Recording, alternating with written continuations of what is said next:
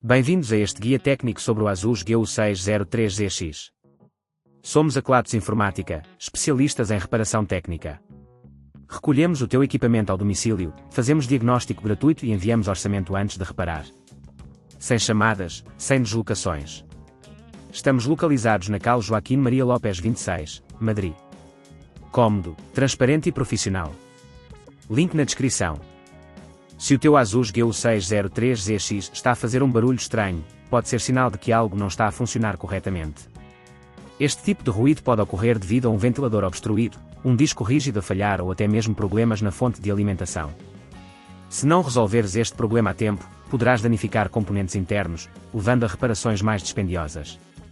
Para esta reparação, vais precisar de algumas ferramentas básicas como uma chave de fendas Phillips, uma pinça, uma espátula de plástico e, claro, um novo componente a substituir. Para começar, desliga o equipamento e remove a bateria se possível. Em seguida, utiliza a chave de fendas para abrir a parte traseira do ASUS GU603ZX. Certifica-te de que utilizas a força adequada para não danificar os suportes. Uma vez aberta a parte traseira, verifica visualmente se há algum componente solto. O mais comum a causar barulho é o ventilador, que pode estar obstruído por pó ou mesmo danificado. Para localizar o ventilador, segue os cabos que saem da placa-mãe. Quando o encontrares, verifica se está a girar livremente.